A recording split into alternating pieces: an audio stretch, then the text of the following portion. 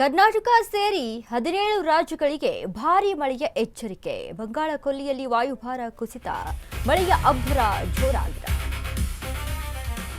ಕರ್ನಾಟಕ ಸೇರಿದಂತೆ 17 ರಾಜ್ಯಗಳಿಗೆ ಭಾರೀ ಮಳೆಯ ಎಚ್ಚರಿಕೆಯನ್ನ ಹವಾಮಾನ ಇಲಾಖೆ ನೀಡಿದೆ. ಬಂಗಾಳ ಕೊಲ್ಲಿಯಲ್ಲಿ ವಾಯುಭಾರ ಕುಸಿತ, ಮಳೆಯ ಅಬ್ಬರ ಹೆಚ್ಚು. 17 ರಾಜ್ಯಗಳಿಗೆ ರೆಡ್ ಅಲರ್ಟ್ ಘೋಷಿಸಿದ ಹವಾಮಾನ ಇಲಾಖೆ. ಜುಲೈ ಅಂತ್ಯದಲ್ಲಿದ್ದರೂ ಹಲವು ಕಡೆ ಸರಿಯಾದ ಮಳೆಯಾಗಿಲ್ಲ. ಆದರೆ ಅಸ್ಸಾಂ, ಗುಜರಾತ್, ಜಮ್ಮು ಸೇರಿ ಹಲವೆಡೆ ಪ್ರವಾಹ ಸೃಷ್ಟಿಯಾಗಿದೆ.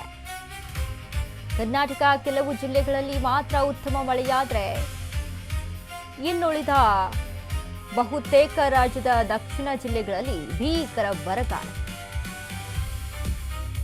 ಮುಂದಿನ 24 ಗಂಟೆಗಳಲ್ಲಿ 17 ರಾಜ್ಯಗಳಿಗೆ ವರುಣಾರ್ಭಟ ಫಿಕ್ಸ್ ಅಂತ ಹೇಳಲಾಗ್ತಾ ಇದೆ. ಒಡಿಶಾದ ಕೆಲ ಭಾಗಗಳಲ್ಲಿ ಶಾಲಾ ಕಾಲೇಜಿಗೆ ರಜೆ ಘೋಷಣೆ. 17 ರಾಜ್ಯಗಳಿಗೆ ಹವಾಮಾನ ಇಲಾಖೆಯಿಂದ ಬಿಗ್ ಅಲರ್ಟ್ ಅನ್ನ ಘೋಷಣೆ ಮಾಡಲಾಗಿದೆ. ಕರ್ನಾಟಕ ಸೇರಿದಂತೆ 17 ರಾಜ್ಯಗಳಿಗೆ ಭಾರಿ ಮಳೆಯ ಎಚ್ಚರಿಕೆ. ಕರ್ನಾಟಕದಲ್ಲಿ ಅರ್ಧ ಭಾಗಕ್ಕೆ ಮಳೆಯಾದರೆ ಇನ್ನು ಅರ್ಧ ಭಾಗಕ್ಕೆ ಮಳೆನೇ ಇಲ್ಲ. ಎಷ್ಟೋ ಜಿಲ್ಲೆಗಳಲ್ಲಿ ಬರಗಾಲ ಬಂದ್ಬಿಡುತ್ತೇನಪ್ಪ ಅನ್ನುವಂಥ ಭೀತಿ ಎದುರಾಗಿದೆ. ಬಟ್ ಇದೀಗ ಹವಾಮಾನ ಇಲಾಖೆ ಹೇಳಿರುವಂಥದ್ದು ಕರ್ನಾಟಕ ಸೇರಿದಂತೆ 17 ರಾಜ್ಯಗಳಲ್ಲಿ ರೆಡ್ ಅಲರ್ಟ್ ಅನ್ನ ಘೋಷಣೆ ಮಾಡಲಾಗಿದೆ. ಅಂದರೆ ಭಾರಿ ಮಳೆ ಆಗುವಂಥದ್ದು. ಈಗಾಗಲೇ ನಾವು ಗಮನಿಸಿದ್ದೀವಿ, ಅಸ್ಸಾಂ, ಗುಜರಾತ್, ಜಮ್ಮು. ಯಾವ ರಾಜ್ಯಗಳಲ್ಲಿ ಮಳೆ? ಜಮ್ಮು ಮತ್ತು ಕಾಶ್ಮೀರ, ಉತ್ತರಾಖಂಡ್, ಹಿಮಾಚಲ ಪ್ರದೇಶ, ಅಸ್ಸಾಂ, ಮಧ್ಯಪ್ರದೇಶ, ಕರ್ನಾಟಕ.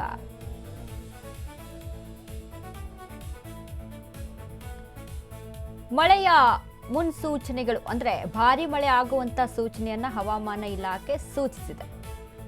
ಎಲ್ಲೆಲ್ಲಿ ಅಂತ ನೋಡಿದಾಗ ಉತ್ತರಾಖಂಡ್, ಅಸ್ಸಾಂ, ಕರ್ನಾಟಕ, ಮಧ್ಯಪ್ರದೇಶ, ಹಿಮಾಚಲ ಪ್ರದೇಶ, ಜಮ್ಮು ಮತ್ತು ಕಾಶ್ಮೀರ ಸೇರಿದಂತೆ 17 ಜಿಲ್ಲೆಗಳಿಗೆ ರೆಡ್ ಅಲರ್ಟ್ ಘೋಷಣೆ ಆಗಿದೆ. ಕರ್ನಾಟಕಕ್ಕೆ ಮಳೆ ಬಂದ್ರೆ ಸಾಕಪ್ಪ ಅನ್ನುವಂಥ ಸಿಚುವೇಶನ್ ಆಗಿದೆ. ಒಂದೊಂದು ಭಾಗದಲ್ಲಿ, ಈಗ ಗುಜರಾತ್ ಅಂತಾನೆ ತೆಗೆದುಕೊಳ್ಳೋಣ, ಗುಜರಾತ್, ಜಮ್ಮು ಕಾಶ್ಮೀರದಲ್ಲಿ ಪ್ರವಾಹನೇ ಆಗ್ಬಿಟ್ಟಿದೆ. ಬಟ್ ಕರ್ನಾಟಕದಲ್ಲಿ ನೋಡಿ, ಎಷ್ಟೋ ಭಾಗಕ್ಕೆ ಮಳೆನೇ ಇಲ್ಲ. ವನ ಬೇಸಾಯಗಾರರು ತಲೆ ಮೇಲೆ ಕೈ ಹೊತ್ಕೊಂಡು ಕೂತಿದ್ದಾರೆ. ಭೂಮಿಯೆಲ್ಲ ಹದ ಮಾಡಿದೀವಿ, ಮಳೆ ಇಲ್ಲ ಸ್ವಾಮಿ, ಬಿತ್ತನೆಗೂ ಕೂಡ ಮಾಡೋಕ್ಕಾಗ್ತಾ ಇಲ್ಲ, ಹಿಂಗೆ ಮಾಡೋದು ಅಂತ ಆ ರೀತಿಯಾಗಿದೆ ಸಿಚುವೇಶನ್. ಕರ್ನಾಟಕಕ್ಕೆ ಮಳೆ ಬೇಕು. ಆಕ್ಚುಲಿ ಜನ ಕಾಯ್ಕೊಂಡು ಕೂತಿದ್ದಾರೆ, ರೈತರು ಕಾಯ್ತಾ ಇದ್ದಾರೆ, ಯಾವಾಗ ವರುಣ ದೇವ ಇತ್ತ ಕರುಣೆ ತೋರ್ತಾನಪ್ಪ ಅಂತ. ಬಟ್ ಇದೀಗ ಹವಾಮಾನ ಇಲಾಖೆ ತಿಳಿಸಿದೆ, ರೆಡ್ ಅಲರ್ಟ್ ಘೋಷಣೆಯನ್ನ ಕೂಡ ಮಾಡಿದೆ. ಬಟ್ ಎಷ್ಟರ ಮಟ್ಟಿಗೆ ಮಳೆ ಸುರಿಯುತ್ತೆ ನೋಡಬೇಕು.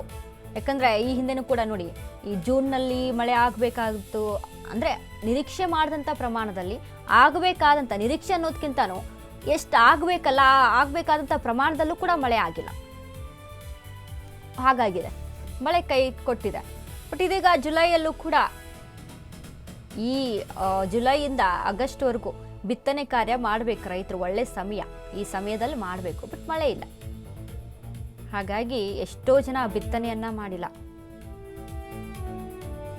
ಕರ್ನಾಟಕ ಕರಾವಳಿಗೆ ಭಾರಿ ಮಳೆ, ಕರಾವಳಿ ಭಾಗದಲ್ಲಿ ಮಳೆ ಸೂಚನೆಯನ್ನ ನೀಡಲಾಗಿದೆ. ಕೊಡಗು ಸೇರಿ ಇತರೆಡೆ ಮಳೆಯ ಕೊರತೆ ಇದೆ. ಕೊಡಗಿನ ಮಳೆ ಕೊರತೆ ಎಫೆಕ್ಟು, ಹಾಗಾಗಿ ಕಾವೇರಿ ನದಿ ತುಂಬಿ ಹರಿಯಲ್ಲ. ಹೌದು, KRS ಡ್ಯಾಂಗೆ ಹರಿಯಲ್ಲ ನೀರು.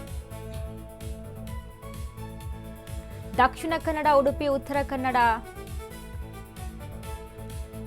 ಕರಾವಳಿ ಭಾಗದಲ್ಲಿ ಮಳೆಯ ಸೂಚನೆ. ಈಗಾಗಲೇ ಈಗ ನೋಡಿ, ಕೊಡಗು, ಮಡಿಕೇರಿ, ಕೊಡಗು, ಉಡುಪಿ, ಮಂಗಳೂರು ಇತ್ತ ಎಲ್ಲ ಮಳೆ ಸುರಿಬೇಕ್ರಿ, ಮಳೆ ಆಗ್ಬೇಕಾದಂಥದ್ದು. ಇವೆಲ್ಲ ಈ ಕಾರ್ಕಳ ಇವೆಲ್ಲ ಮಳೆ ಅಂತ ಅಂದ್ರೆ ಸಾಕು, ಅಲ್ಲಿ ತಿಂಗಳಾನ್ಗಟ್ಲೆ 24 hours ಮಳೆ ಸುರಿತಾ ಇತ್ತು. ಆ ರೀತಿಯಾದಂಥ ಪ್ರದೇಶಗಳವು. ಬಟ್ ಅಲ್ಲೇ ಮಳೆ ಇಲ್ಲ. ಇನ್ನು ಕಾವೇರಿ ನದಿ ಕೂಡ ಹೇಗೆ ತುಂಬಬೇಕು, ನದಿ ಹೇಗೆ ತುಂಬಬೇಕು ಮಳೆ ಇಲ್ಲ ಅಂತ ಅಂದ್ರೆ? KRS ಡ್ಯಾಮ್ ಕೂಡ ಖಾಲಿ.